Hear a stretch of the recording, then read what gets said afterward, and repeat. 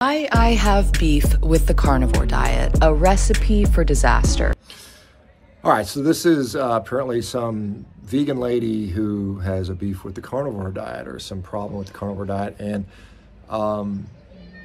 first of all, the thing I would say is I'm glad to hear that she has improved her autoimmune condition by cutting out processed food and sugary stuff and oils and things like that, which is, largely what we do on a carnivore diet. But the complaints she has, I think, are unfounded, and let's talk about them. The consumption of foods that clog arteries is expediting us on our way to a cardiac event. Advocates of the carnivore diet, which is an all-meat and eggs diet that excludes all plant foods, oxalates, phytic acid, lectins, glyphosate. Okay, the first one, the artery clogging red meat thing. Once again, there are no randomized control trials that show that eating meat causes heart disease. Now, there's associative data and things like that, but there's no actual data that shows that. In fact, there are a number of studies now that have shown that red meat consumption does not lead to heart disease, despite some of the associations that are there. Scientists have studied the in vitro impact of various fruit compounds on liver cancer cells. Many of the plants significantly inhibit the growth of... Okay, this is quite funny. The in vitro, comparison of cancer. Basically what they do is they pour these toxic compounds on top of cancer cells, and the cancer cells fail to divide or they die. Well, you could do the same thing with gasoline. I mean, this is not proving that these compounds in vivo in actual human beings actually makes a difference. Basically, it's saying I put something noxious on top of a bunch of cells in a petri dish and they die. That's not impressive. It's not particularly translatable or extrapolatable research, right? Cancer cells. The carnivore diet is bad for the microbiome. It increases the risk of intestinal permeability, leaky gut, and the flesh will putrefy in our gut, which can break down the gut wall and increase our risk of colon cancer.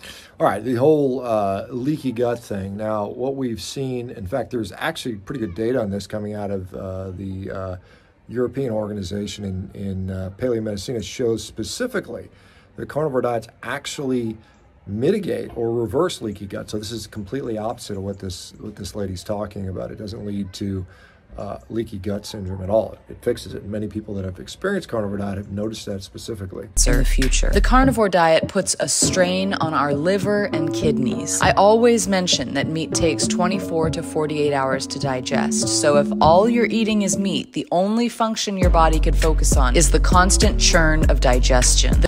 All right, here's another interesting one talking about the fact that, it puts strain on the liver and kidneys, and particularly it takes a long time to digest meat. Well, it's interesting. The reason, and it's true, meat passes through the digestive tract quite slowly. And the reason for that is that our digestive system intentionally slows down so it can extract all the nutrition from meat. This is what happens. Now, when you put a bunch of insoluble fiber in there, the body just tries to get rid of that stuff because it can't do anything with it. It goes in there and then rots in the colon, where meat does not rot in our intestines. It's completely absorbed. You can talk to anyone that's ever been in a endoscopy suite and has done colonoscopies. You can talk to anybody who's ever had the unfortunate situation where they have an ileostomy, where they no longer have a colon. What they'll see is meat is thoroughly 100% digested by the small intestines, whereas plant fibers are the things that actually rot in the lower intestines. The carnivore diet promotes UTIs, gout, and a host of other health issues thanks to its acidity and excess production of uric acid in the body.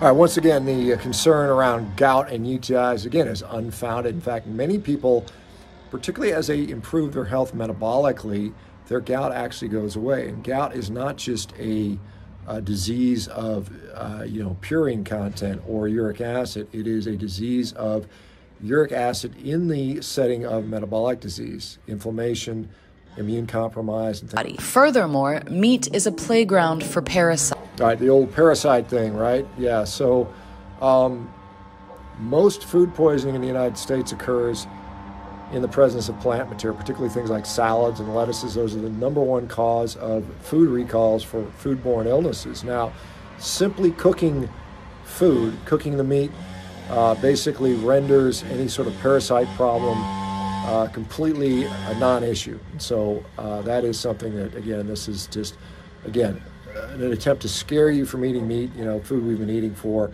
literally hundreds of thousands, if not millions of years. Okay? Plants are the very protection we need from disease. If you have any issue digesting plants, don't throw out the baby with the bathwater. This is a gut biome issue that needs attention.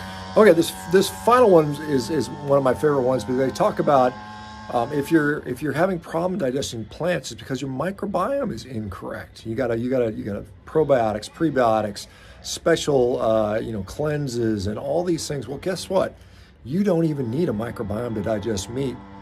It's interesting. You don't even need the microbiome to digest meat. There are people alive without a colon, where the microbiome largely subsists, and they don't need that. In fact, we are completely able to digest meat without any significant, microbiome action at all, because we're designed for it.